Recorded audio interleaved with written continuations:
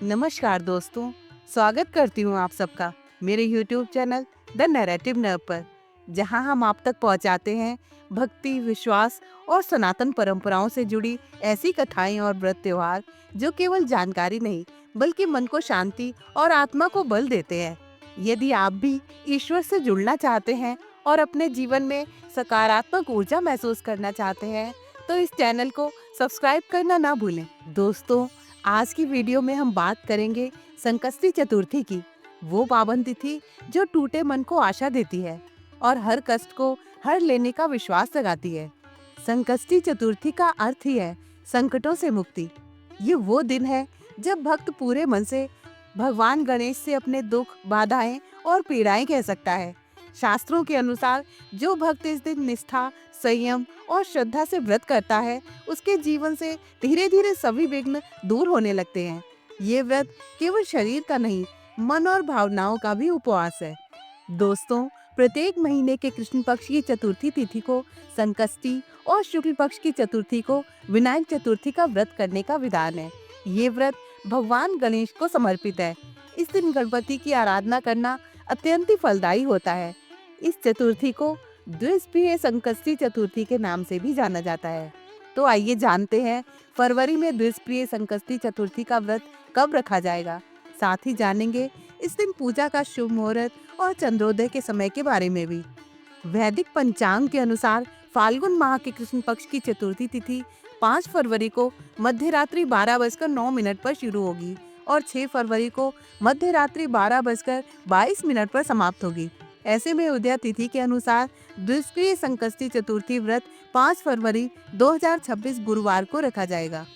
संकष्टी के दिन चंद्रोदय का समय रात 9:50 पर होगा। संकष्टी चतुर्थी व्रत का पालन चांद निकलने के बाद ही किया जाता है। संकष्टी चतुर्थी की पूजा का शुभ मुहूर्त रहेगा सुबह 7:07 से 8:29 तक। साथ ही लाभ उन्नति मुहूर्त दोपहर 12:35 से 1:57 तक है।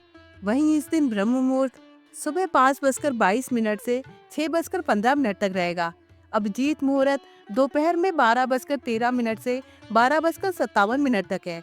आइए अब जानते हैं द्विस्प्रिय संकष्टी चतुर्थी की पूजा विधि के बारे में। संकष्टी चतुर्थी व्रत और पूजन के लिए सुबह जल्दी उठकर स्नान करें और व्रत का संकल्प लें। आप पूजा स्थान की सफाई करके गणेश जी की प्रतिमा स्थापित करें। भगवान गणेश जी को दूर्वा घास अर्पित करें। गणेश जी को पीले फूल, चंदन और मोदक या लड्डू चढ़ाएं। पूजा के दौरान ओम गण गणपते नमः मंत्र का जाप करें। शाम के समय चंद्रमा को अर्घ्य दें और उपवास खोलें। आपको व्रत के दिन सात्विक भोजन करना चाहिए। साबूदाना खिचड़ी, मूंगफली या फलाहारी व्यंजन का ही सेवन करें। दोस्तों, संकष्टी चतुर्थी हमें सिखाती है कि भगवान को शब्द नहीं, सच्चे भाव चाहिए। यदि आंखें नम हो, मन टूट चुका हो और फिर भी आप गणेश जी का नाम लेते रहें, तो ये पूजा सबसे श्रेष्ठ मानी जाती है।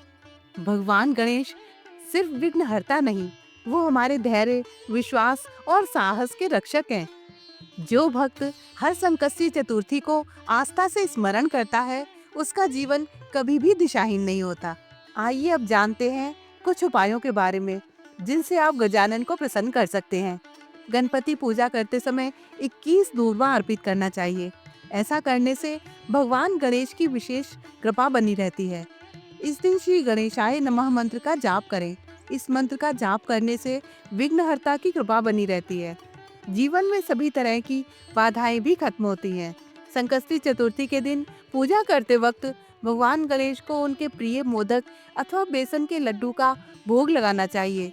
इस दिन भगवान के मंदिर जाकर सिंदूर, लाल फूल, नारियल, सुपारी, कलावा और जनेऊ अर्पित करना भी शुभ माना जाता है।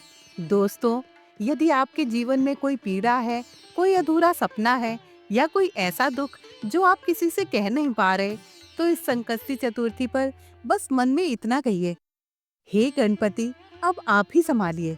विश्वास रखिए, विघ्नहर्ता कभी अपने भक्त को अकेला नहीं छोड़ते। गणपति बप्पा मोरया।